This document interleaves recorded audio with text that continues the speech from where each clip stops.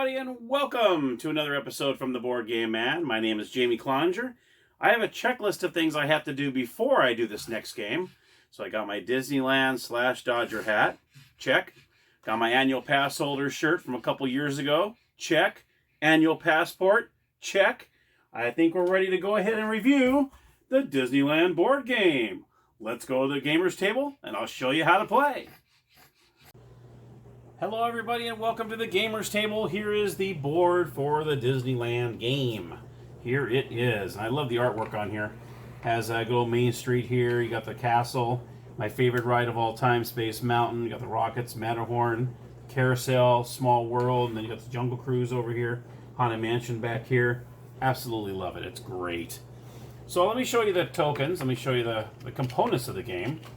These are actually little trains. These are your tokens, the player tokens. If I can get these to line up here. There we go. So we got 4 trains, 4 colors. Okay. We'll go ahead and we'll do a little 3-player here. We're going to go red, let's see, blue, yellow, and green. I'll put the red away. You also have these cards that go with each of the lands. So you have Main Street, Adventureland, New Orleans Square, Critter Country, Fantasyland, Tomorrowland, and Frontierland. Now, this was made back in 1990, so Toontown was not around yet. In case you're wondering, hey, where's Toontown? So there is no Toontown, so this is pre-Toontown. Now, what you see on these cards for each of the lands, they're going to be character cards and there's going to be attraction cards. So, for instance, here we got the Disneyland Railroad.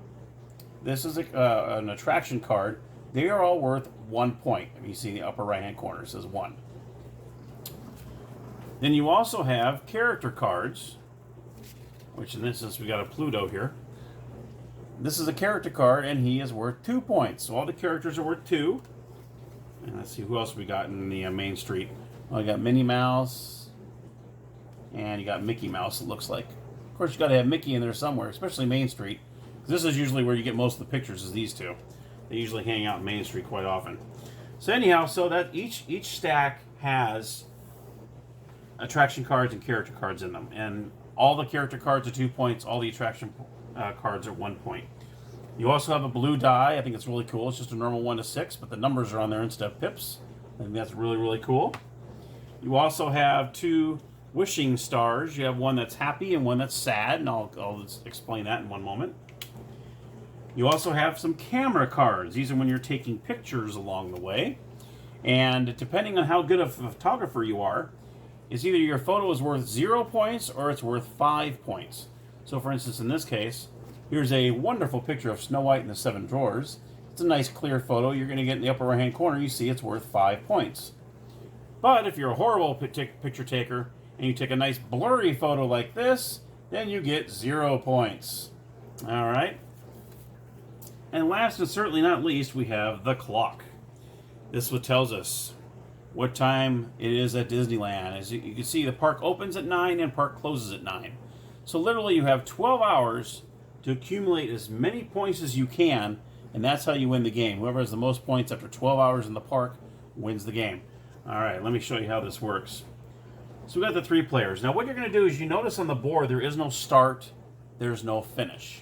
Alright, you're just going around the board. To begin the game, what you're going to do is you're going to choose any of the draw sections on the board. Doesn't matter where. We'll put put one in Fantasyland, put one in New Orleans Square, and I'll put the one here in Main Street. All right, and that's how you'll start the game. So each player is going to roll their die, and whoever is the highest gets to go first. Now let me go ahead and discuss the spaces on the board. Obviously, if you land on a draw, then you're going to pick up a card from that land. So say you land here, you're going to take Frontierland. You take from here, it's Tomorrowland, and so on. That's pretty self-explanatory, pretty darn easy. And when you do get a card, and say, here we got Tom Sawyer's Rafts here. Once you receive a card, you're going to put it face up in front of you, so everybody can see it. So you're going to say, okay, I got Tom Sawyer's Rafts, and you put it face up in front of you. All right. Next is the clock. If you land on the clock space, you're going to take the clock and you're going to bump it up an hour. And that's how that goes. So every time someone lands on a clock, you're going to bump it up 1 hour until you get to 8 p.m. And I'll discuss that in one moment. If you land on a camera spot, it's pretty self-explanatory. You're going to take one of these camera cards. And let's see if we got this. And here we got Donald Duck walking. It looks like in the castle, walking out of the castle. That's a pretty cool shot. So you would get 5 points for this. Now, when you receive a camera picture, a camera card, you're going to put it face down in front of you. So no other players are to see this. So if you grab it, you just look at it yourself, and you're going to put it face down in front of you. So only the character cards and the attraction cards are face up in front of you, and then you have your pictures here. Now, say along the way here, let me get a character card here. Oh, we got King Louie from the Jungle Book. That's cool. From Adventureland. That's pretty cool. So say I'm player 1 here, and I've got King Louie over here. I got Tom Sawyer's Rafts, and I have a camera card.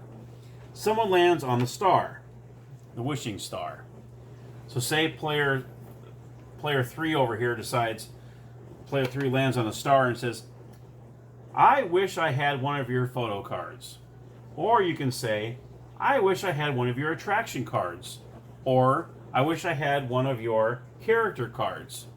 What happens is, that player will pick up both of these wishing stars, the happy and sad, and you're going to put them in your hand, each one of them in each hand. So what you're going to do is you're going to put one in each hand. That player is going to pick a hand.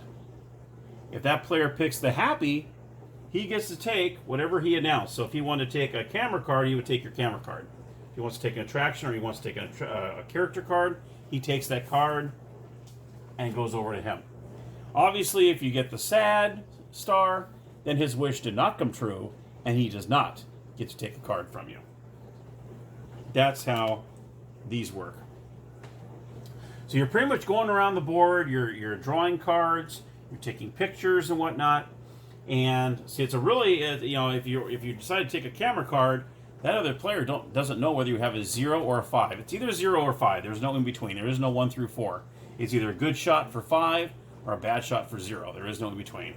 So you're really taking a chance if you're going to try to steal a camera card. But then again, it is 5 points. So it could be, when these are only 1 and 2 points each, if you can get lucky enough to get a good photo and you steal it from somebody, that's a big 5 points. In this game, that's pretty big.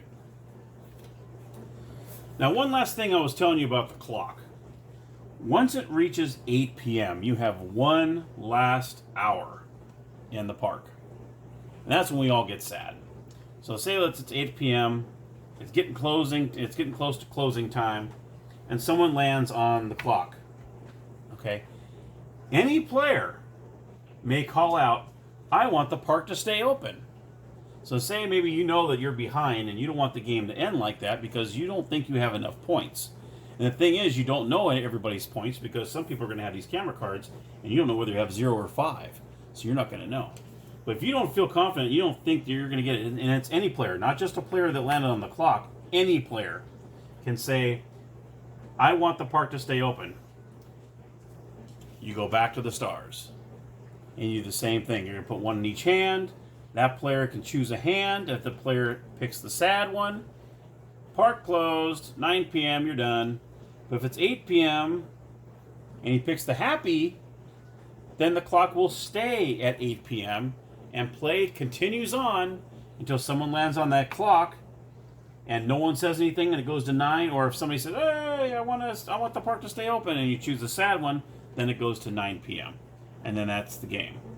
So like I said at the very beginning, as you're going around and around and around, the person with the most points after 12 hours in the park wins. Oh, I want to say one more thing.